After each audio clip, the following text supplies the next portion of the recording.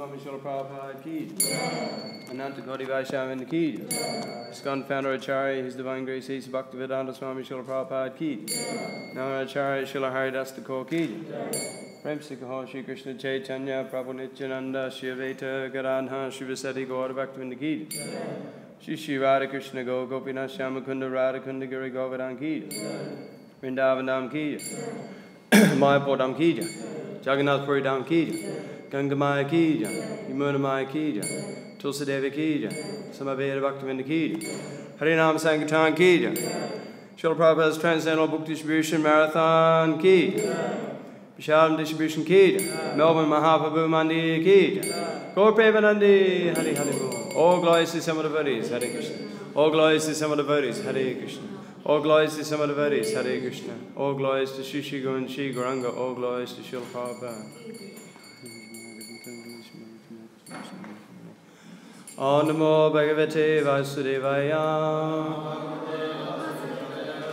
Om Namo Bhagavate Vasudevaya. Om Namo Bhagavate Vasudevaya.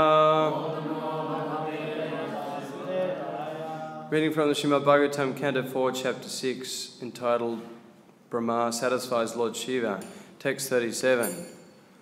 Upavistanda Bhamayam Brisham Brahma Sanatanam Naradaya Prasochantam Naradaya Pravochantam Prichate Srin Satam Satam Te Srin Vatam Prichate Srin Vatam Satam Upavistam Dabhamayam Prisham Brahma Sanatanam Naradaya Pravochantam Prichate Srinvatam Satam Upavistam Dabhamayam Prisham Brahma Sanatanam Naradaya Pravochantam Prichate Srinvatam Satam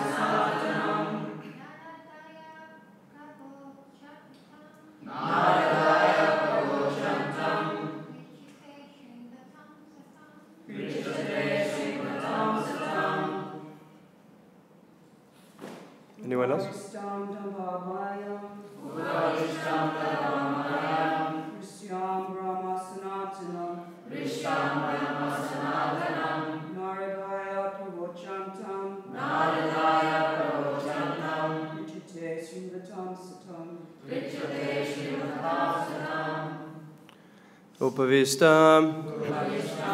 Seated. Darbhamayam. Made of darba, straw. Vrisham. On a mattress. Brahma. The absolute truth.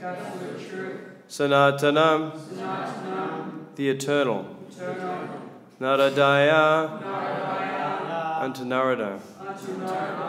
Pravochantam. Speaking. Prichate. Asking. Shrinvatam. Listening. Satam. Of the great sages. Translation purport by His Divine Grace Bhaktivedanta Swami Srila Prabhupada ki. He was seated on a straw mattress and speaking to all present, including the great sage Narad, to whom he specifically spoke about the absolute truth. Please repeat. He was seated on a straw mattress. And speaking to all present. Including the great sage Narad. To whom he specifically spoke about the absolute truth. Purport. The Lord was sitting on a mattress of straw because such a sitting place is accepted by persons who are practicing austerities to gain understanding of the absolute truth.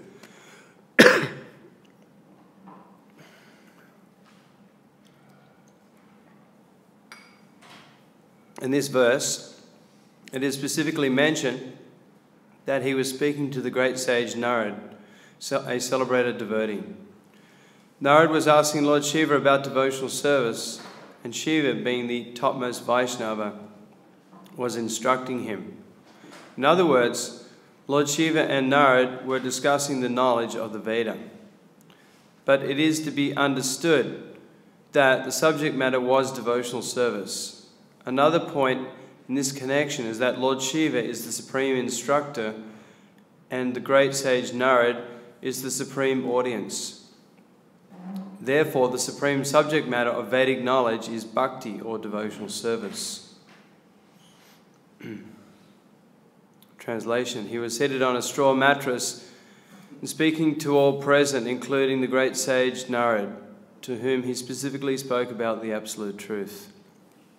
Om Jnana Timrandasya Garanjana Salakaya Chakshum Malatam Jena Tasmai Shri Gurave Namaha.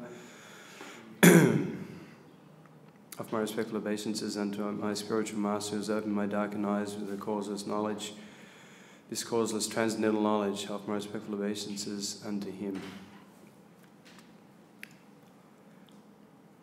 So this is a very powerful conversation between two of the greatest personalities in the whole creation.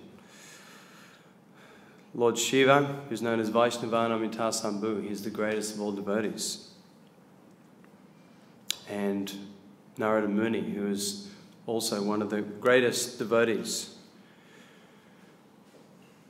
They are two of the knowers of religious principles. It states in the Śrīmad Bhāgavatam Svayambhu Narada Sambhu Komara Kapalo Manu Pralado Janako Bhishmo Bali Vayasiki Vayam.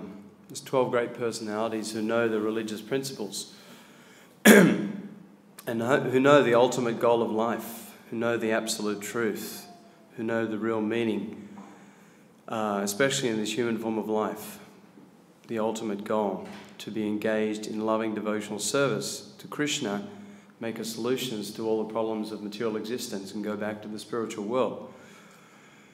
So such personalities, Swayambhuva Manu, Lord Brahma, Lord Shiva, Narada Muni, the four Kumaras, Lord Kapila, Bhishmadev,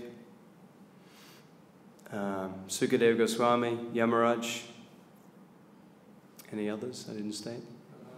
Prahlad Maharaj. So these are the great personalities who know completely the absolute truth and know the process of devotional service perfectly. So such a powerful conversation, very auspicious environment, Lord Shiva taking the place of the teacher, and Narada Muni, even though he's such a great personality and knows fully the absolute truth and all the Vedas, and he preaches constantly Krishna consciousness, travelling all throughout the universe, he himself is humbly taking the position of a student. As Srila Prabhupada says, Lord Shiva is the supreme instructor and Sage Narada is the supreme audience.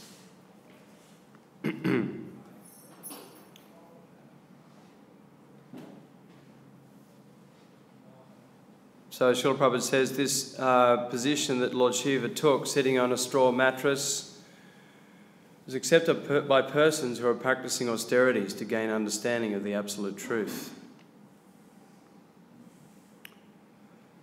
So this is the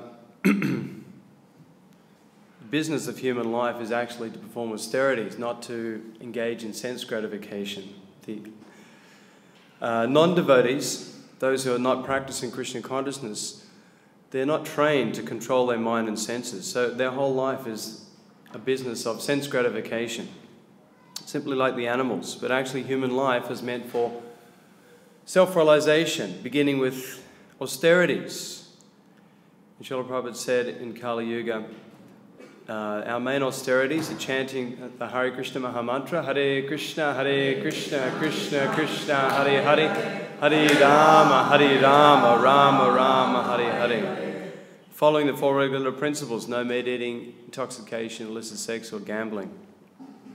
So these austerities are conducive for purifying the consciousness, controlling the mind and senses, and awakening devotion and love to Krishna, and being engaged in devotional activities.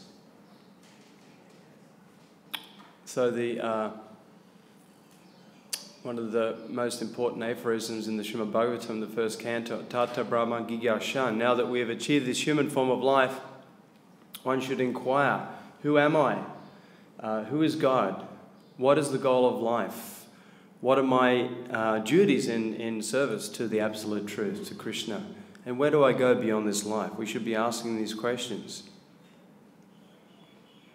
But unfortunately, the mass of people we do not see, they don't even ask these questions. What to speak of take up the process of devotional service, especially in Kali Yuga. It's very rare. Manusyanam sahasrishu kaschidhyatati siddhaye. Out of many thousands among men, only one may endeavour for perfection. Out of those who achieve perfection, hardly one knows Krishna in truth. Most people are acting simply like animals. But Lord Rishabhdev in the 5th canto, he says, Nayam deho deho bhajam nroloke kastan kamat ahate vibhujam le. Tapo divyam putrika yena sattvam sudyed yasmat brahma sokyam tunantam. It says, my dear boys, out of all living entities who have achieved a material body, one who has been awarded this human form of life should not labour hard day and night for sense gratification, which is available for the hogs and dogs that eat stool. One should engage in penance and austerity to attain the divine position of devotional service, and when one is situated in such a position, he becomes completely peaceful and happy. So this human body is a wonderful machine. Just like if you get any machine, you get a computer, an iPad, a car. There's a set of instructions on how to use it, how to fully benefit from using that machine. And you may get a computer, you may think, well, you know, I've got some walnuts or some macadamia nuts, let me use that computer to crack the nuts. You've just wasted $2,000 or $3,000. You've smashed the computer. So people are smashing this human form of life, wasting it, like for rock breaking. Just like in prison, the prisoners, they have to, because of their sinful activities, their crimes, they have to break rocks. They have to do hard work, crack rocks. So people are working hard just for sense gratification and cracking rocks, completely misusing this human form of life, not understanding that in the next life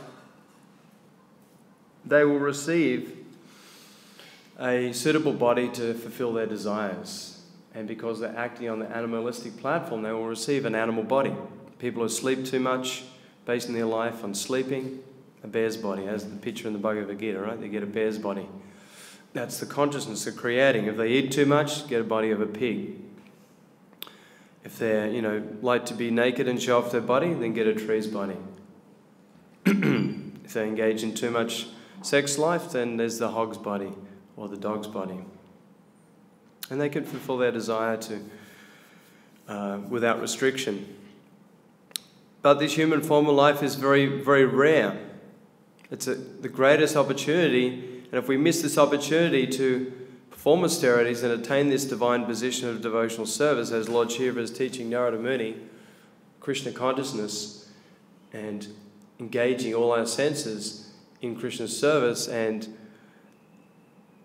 ultimately going back to the spiritual world, if we miss this opportunity, again we have to go through the 8,400,000 species of life. Very unfortunate modern human society that they're missing this opportunity, that they don't understand. They're not taught in the universities and colleges. Like Srila Prabhupada said, where is the university and college that is teaching the difference between the body and the soul? There's most basic knowledge. What to speak of understanding their relationship with Krishna and their duties in relationship with Krishna, and how they can attain the topmost planet in the spiritual world, Goloka Vrindavan.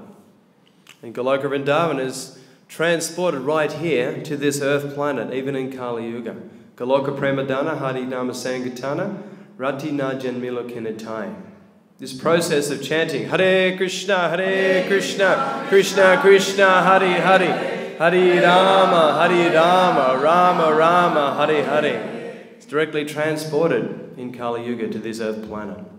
But we're so unfortunate that we don't have a taste for this chanting or this Krishna consciousness. Just like I was speaking to my friend who's travelling with me, Gopal Prabhu from Vrindavan, from the 24-hour Kirtan party. We were seeing many people. We were working outside Crossways distributing books yesterday, and we were trying to engage some of the people who are coming out of the door, some of the people who are going into Crossways, and some of the people who are coming out after Prasadam. And we were simply amazed that even a lot of those people, we were thinking, oh, they've got a full belly of Prasadam, they must be purified, must be really happy, they'll easily take a book. But many of them, they weren't interested, Many people, they take Prasadam for years and years and years, but the penny doesn't drop. They don't, of course, Prasadam is very, very purifying, and eventually they will wake up and make more advancement in Krishna consciousness. But many people, they're so covered that it takes many, many years of taking Prasadam, and still they don't show interest in engaging in devotional service or understanding the absolute truth. But still, Prasadam is the secret weapon. Srila Prabhupada was talking with his disciples once, and all the disciples were admitting, yes, Srila Prabhupada, we mainly came to Krishna consciousness because of Prasadam. Even the big temple presidents and gurus were stating like this.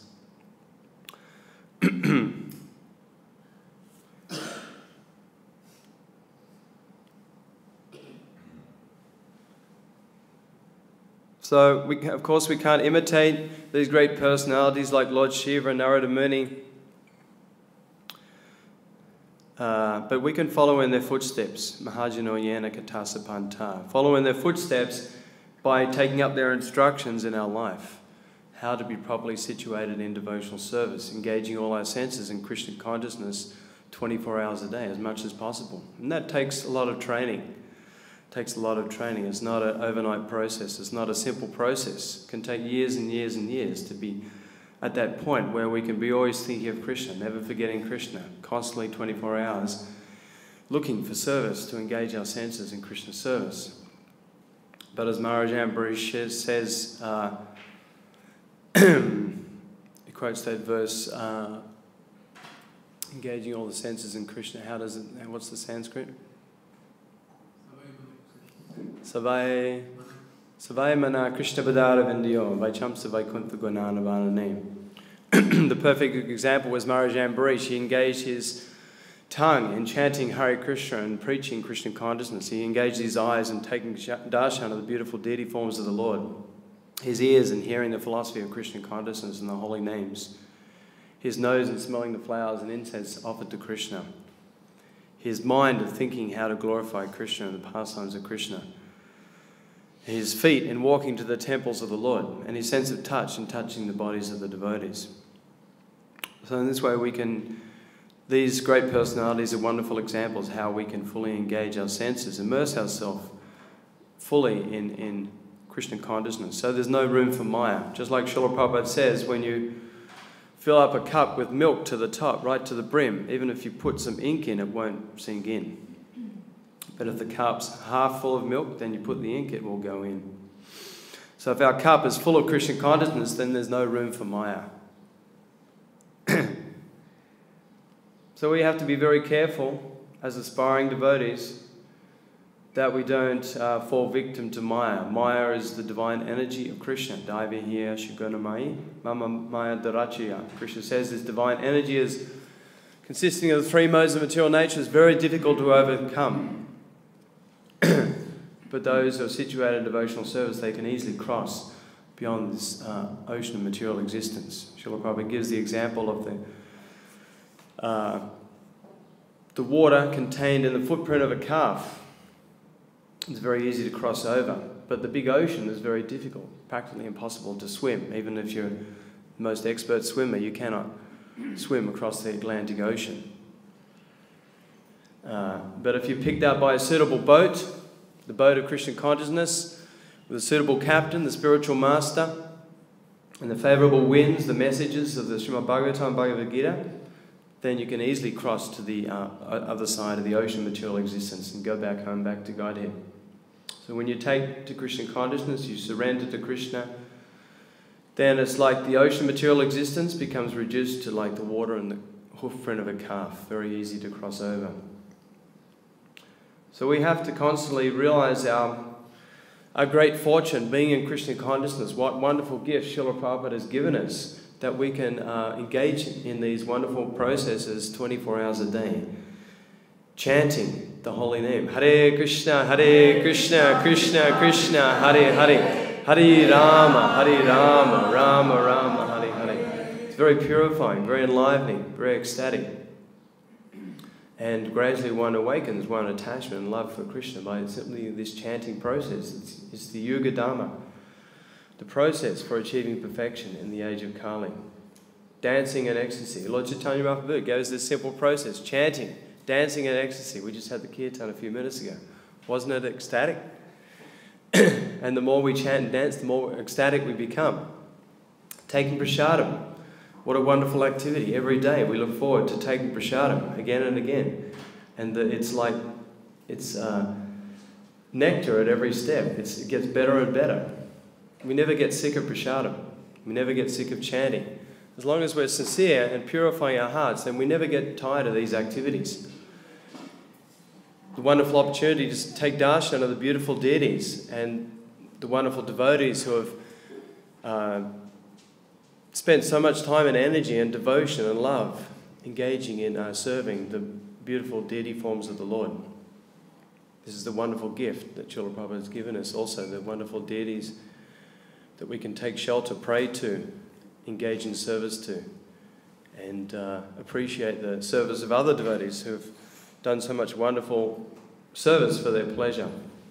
Reading Srila Prabhupada's books, this is a very ecstatic, dynamic, ever-enlivening process.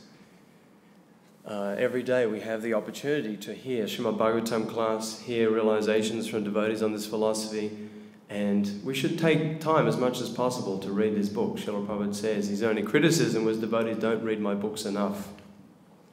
He said it's not good enough just to distribute my books. Devotees are thinking I've written my books just for distribution, but Prabhupada said it's more important for the devotees to read and imbibe this philosophy. Not that we give up distributing this knowledge, but we have to make a concerted effort to imbibe this philosophy every day. And taking shelter of the temples of the Lord, the wonderful association of devotees, it's very purifying, very enlivening, very ecstatic. The greatest souls in the universe we have right here in this room. So all these things are very, very powerful. The 5 most Powerful limbs of devotional service, chanting the holy name, engaging in hearing in the Bhagavad Gita, Śrīmad Bhāgavatam. Mature of us living in a holy place, Srimurti Sevaya Shraddha, worshipping the deity with great faith and reverence. And what's the other one? Association of devotees, Sadhu Sangha. So if we engage in these activities every day, these are very powerful, the most powerful ways to make spiritual advancement. And like I was stating before, this human life is very rare. Srila Prabhupada gives the example, it's like a turtle in the ocean swimming around the whole ocean. And there happens to be a piece of wood in the ocean with a hole in the middle of the wood, and that turtle happens to pop his head up from the great ocean and put his head through the hole in the wood. How rare is that? So the rarity of someone taken to Krishna consciousness is like that. We see out of millions of people, only one person is interested in spiritual life. And out of those who take to spiritual life, as Krishna says, hardly one attains perfection. And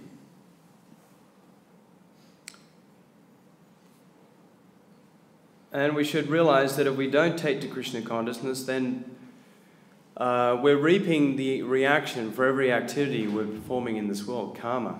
Srila Prabhupada says, even if you kill a little ant, you have to pay for that.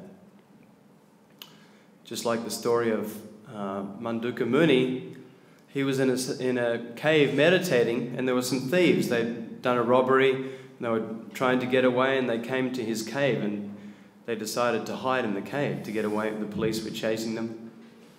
And the police, somehow they found out where the thieves were. They came to the cave, and they arrested the thieves, and they also arrested Mandukya Muni, thinking he was one of the thieves.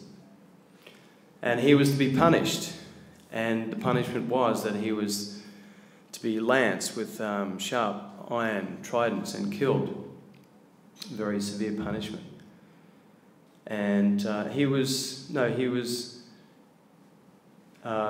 pleading that he was innocent. He hadn't done anything wrong, and he was pleading with Yamaraj, what have I done wrong? And Yamaraj was stating that when you were a young boy, you pierced some ants. And Mandukya Muni would say, well, I was only a young boy, I was innocent, I didn't know. And Yamaraj said, well, you still have to be punished. Fortunately, the king came along and released Mandukya Muni just at the last moment before he was to be killed. But then he cursed Yamaraj to take birth as the son of a Sudrani. So he took birth as a Sudra. But of course, Yamaraj is such an elevated personality that he took birth as Vidura, such a great sage, and he taught the absolute truth, taught the great science of devotional service.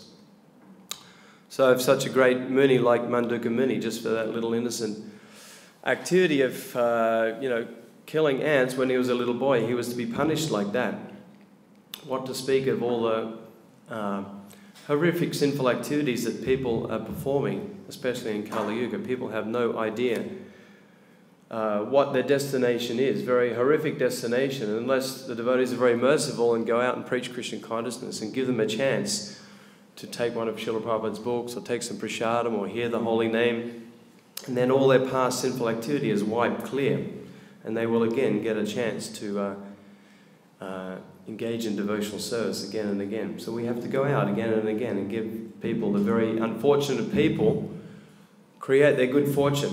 Like Srila Prabhupada said, no, you don't have any good fortune. I've created your good fortune. No, we're all coming from very sinful backgrounds, maybe a few pious people here from Bharatavas, India.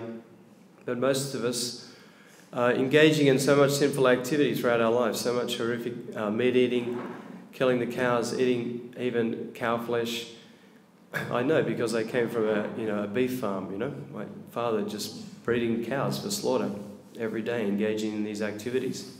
But I had no idea until I was 21 what a sinful activity that is. And Srila Prabhupada says this activity of just killing the cows alone is the main sinful activity for most of the problems in the world that we're experiencing now.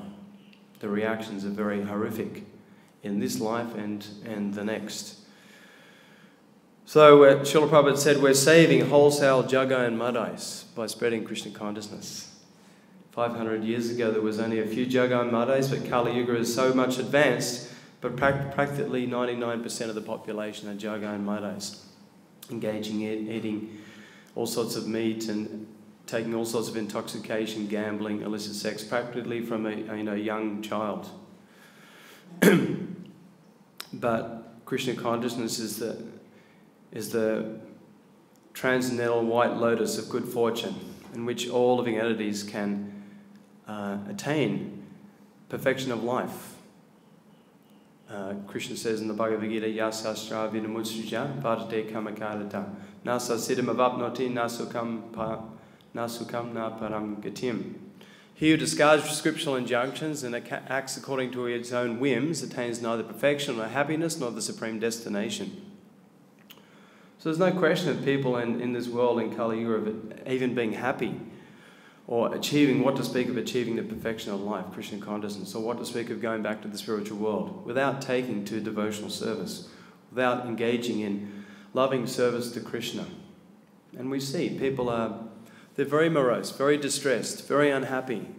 And even, we meet people on the street and people are just coming out of the hotels, the pubs and the nightclubs.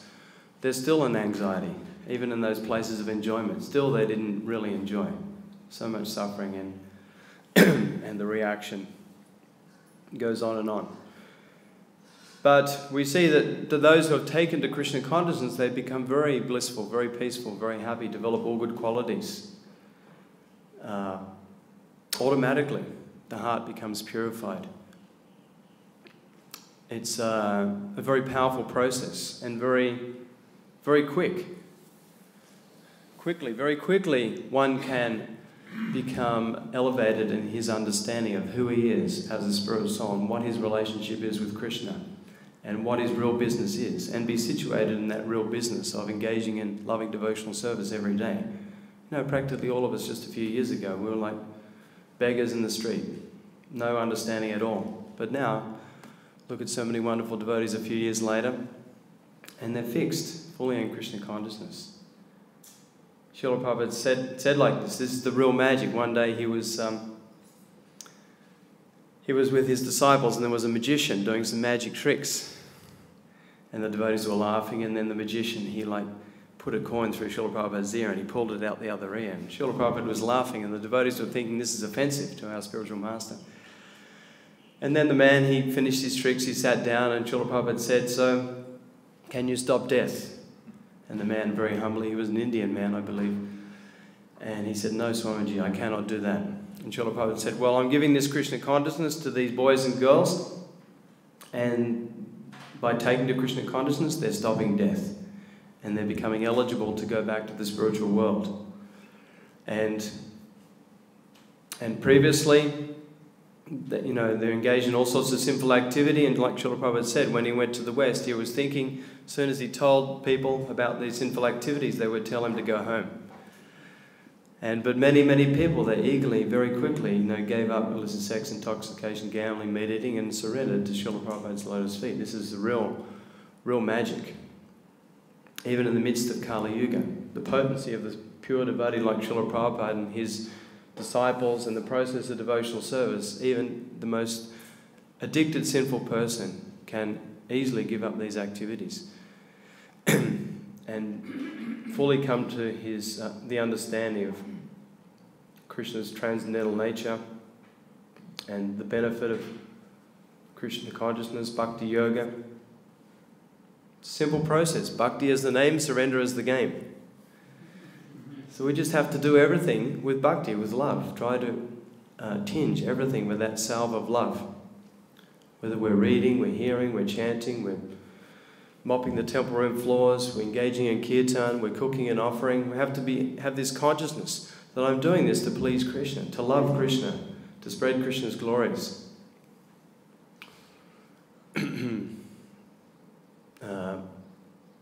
This one verse in the Bhagavad Gita, Krishna says that he said, you should always remember me in the form of Krishna and at the same time carry out your prescribed duty of fighting. Where the activity is dedicated to me and your mind and intelligence fixed on me, you will certainly attain me without doubt.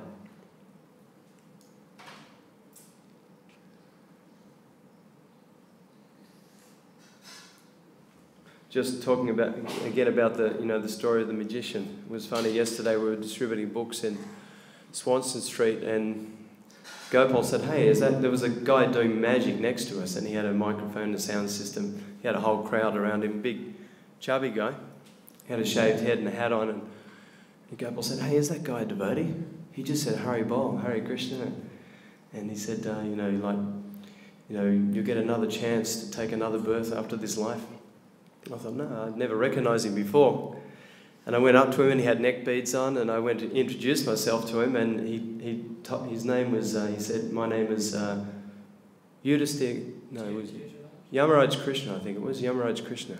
He's a devotee from Dallas, and that's his expertise. He's a street performer, doing magic work, but he's always like teaching some of the philosophy of Krishna consciousness, throwing in a Hare Bol and a Hare Krishna, and you're an eternal soul, and things like that. It was quite amazing, I'm not sure. I think he lives in Melbourne. He said he lives in Melbourne.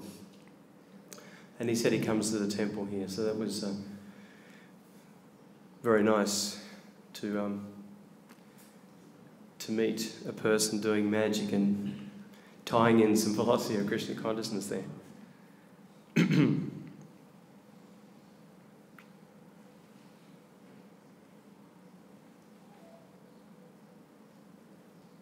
So yes, as much as possible, we have to fully immerse ourselves in Krishna consciousness. For the Brahmacharis, very simple. Simple path, back home, back to Godhead. Grihastha life's more complicated, many shades of grey. There's so much room for Maya in the Grihastha Ashram. So if you can live a simple life and be Brahmachari, Brahmacharini, that is very nice. If you can stay like that your whole life, very good. But of course, nothing wrong with getting married if you have to get married. But at the same time, try and dovetail everything, even in your married life, with your wife and children in Krishna consciousness. So make your home a temple, have pictures all around the wall, engage in daily kirtan with the family in the house, invite sadhus to come and speak. And even if there is, different maya and you have to do so many mundane things, by hosting the sadhus and having programs and constantly taking your family to the temple and preaching, then you'll be able to keep your head above water and stay fixed in remembering Krishna.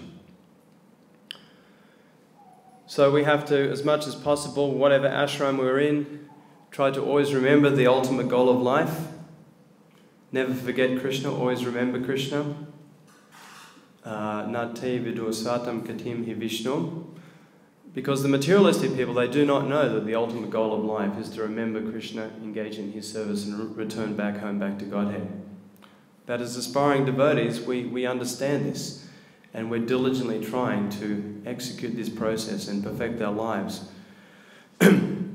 So as much as possible, all of you, it's very inspiring to see so many wonderful devotees here. Keep up this practice your whole life. Because Krishna says, Suchanam Srimatam Gehe Yoga Brashta Bhajayate. Those who fall away from Krishna consciousness or practice of yoga after short practice, they take birth in a family of aristocratic or rich mercantile people. But those who stick to Krishna consciousness or the practice of yoga, bhakti yoga, their whole lives, even if they don't reach perfection, they take birth in the family of devotees in their next life. So our life is very auspicious either way. Either we stick to Krishna consciousness, we're not completely perfect, we take birth in the family of devotees, very wonderful auspicious start, like these little kids here. Look at these little children, they're like attentively listening to the Bhagavatam for like an hour, chanting in the kirtan, some of them leading kirtan. One little boy yesterday, he came out in books with us, Krishna, little boy Krishna, he's not here, is he? And he was selling books out there, trying very hard. So such a very fortunate position. And if we don't, either we take birth in the family of devotees, or we may be very fortunate to go back to the spiritual world in one lifetime. Srila Prabhupada said, go back home, back to Godhead. We have to make this endeavour to go back home, back to Godhead in one lifetime. Make a solution to all the problems of life, birth, death, old age and disease. And the biggest problem, forgetfulness of Krishna. Because that forgetfulness of Krishna means continued birth after birth for maybe millions of lifetimes, who knows how long. So, very fortunate. I encourage all of you, stick to this Christian consciousness. There's no happiness in the material world. We should always remember our past position, that we were never happy. Don't again fall into the trap of trying to think or make an endeavour to pursue happiness in the material world. It's like the pot of gold at the end of the rainbow, right? Sometimes you see the rainbow and you're driving in the car, you think you're getting closer, but it's always further and further away. Or like Srila Prabhupada says, the animal in the desert, he sees the mirage, he thinks it's water, and he runs and he runs. He's very thirsty, and he never gets there, and he dies of thirst. So, Tatala Shakati, that this happiness of love, friendship, and society, sense gratification, it's like a drop of water in the desert. If you're dying of thirst, someone comes with a syringe, they give you one drop of water on the tongue, what's that going to do? So the sense gratification is very insignificant. It pales in insignificance compared to the unlimited Anandam Bodhivardhanam, the ever-increasing ocean of bliss and happiness of Krishna consciousness. And that's why we're all sticking to Krishna consciousness. Some devotees have been here 30, 40 years. Because even you getting a little taste is enough to sustain you, to keep you fixed in Krishna consciousness. So keep practicing Krishna consciousness as much as possible. Spread this wonderful mercy to our poor, unfortunate brothers and sisters out there. Be very merciful, very compassionate to them. Understand that they can also become very wonderful devotees just in a matter of days. Just like I was travelling in North Queensland a year ago, and we were in Bundaberg, and there was a little old lady. I was outside the bank, I had a book table set up, I had some pot of halava and khichdi on the table to serve out, and books there.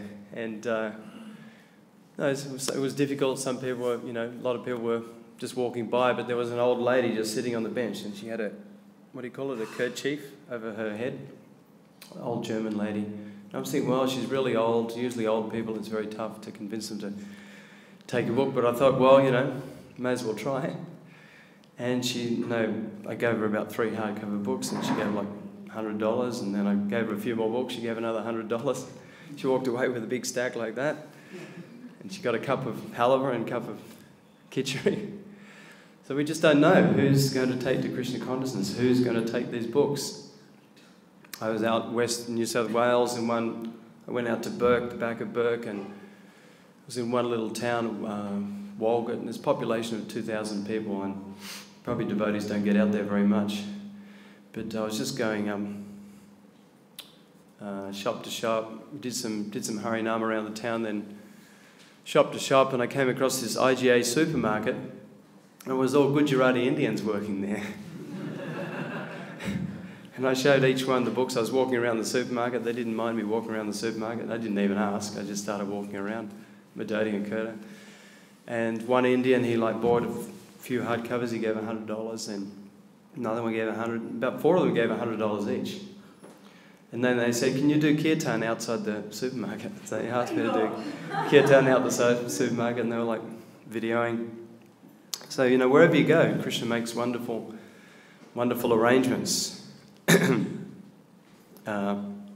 One time I was here in Melbourne, and I was going down to Geelong, and I got there a bit late, and I was thinking, sometimes it's hard to get motivated at the end of the day.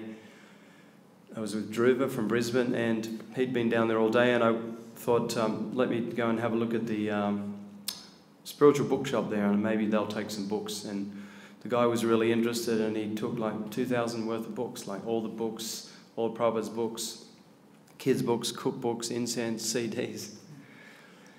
So we just have to have the endeavour and be sincere and be wanting to really help people out there, and Krishna makes all the arrangements. And don't be attached to the result. Think that, no, Krishna's the doer, I'm just his instrument.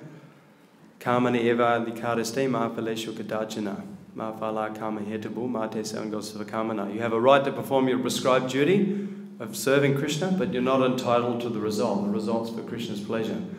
Never consider yourself the cause of the result. Krishna's the cause. And never be attached to not doing your duty. Just like Arjuna was thinking, you know, I can't fight. These are my cousins and brothers or military teachers, and I'm going to run away to the forest. Krishna said, you're a military man. You cannot run away. You'll be considered a coward.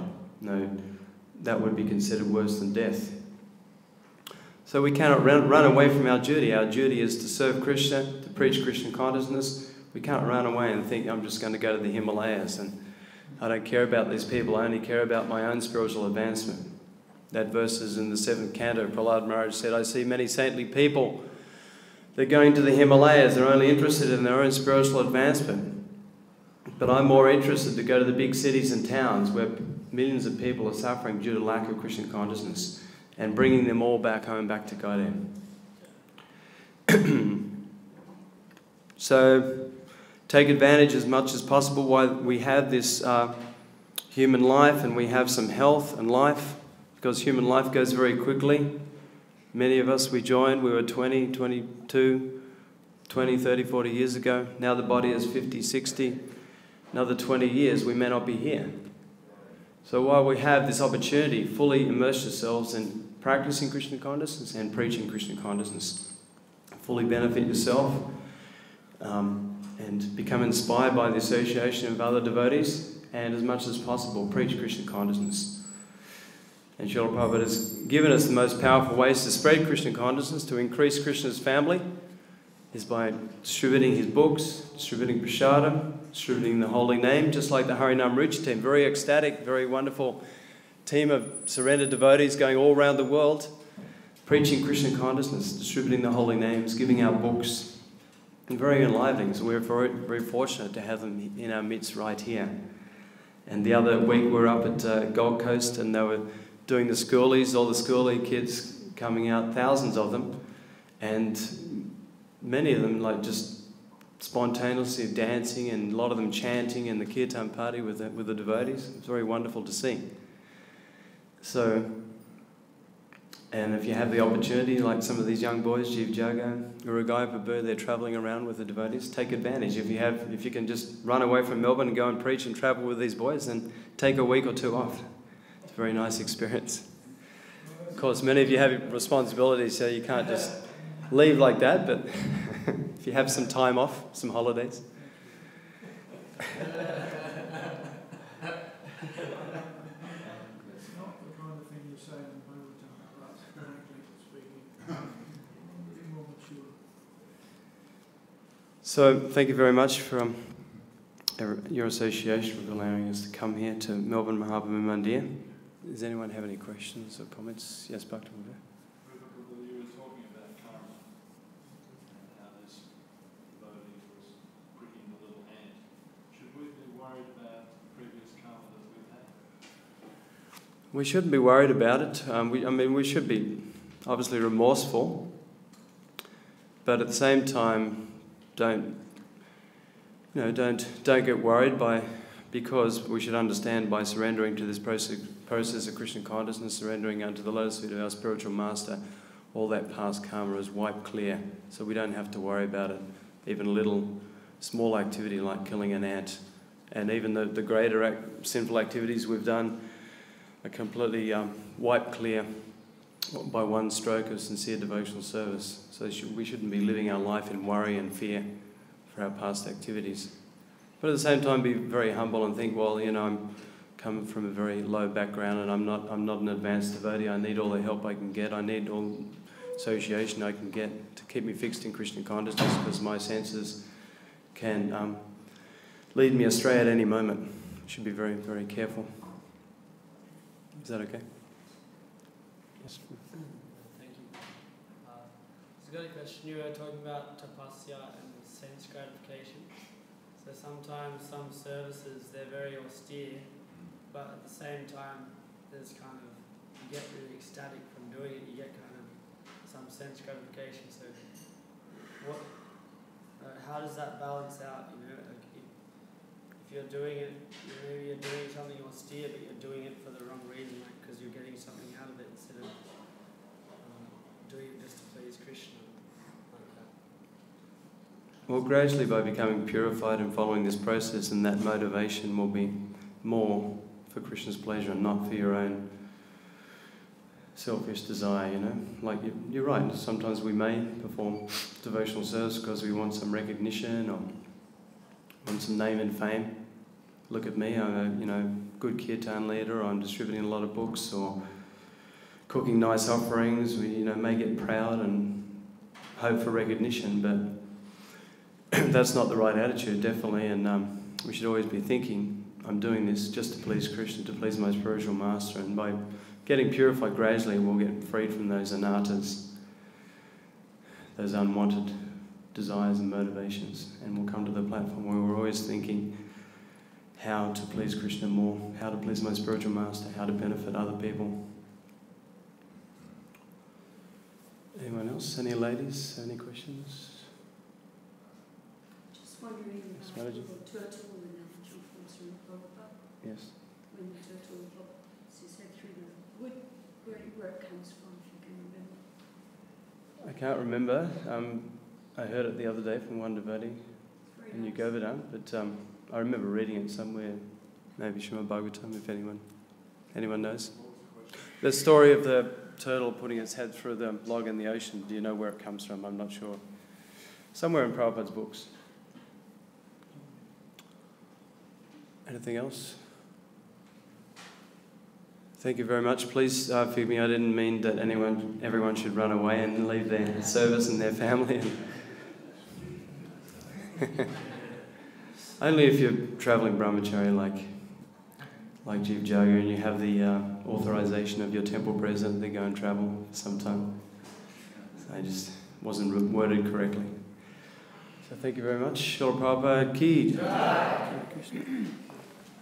Rupa Raghunath Prabhu ki jai.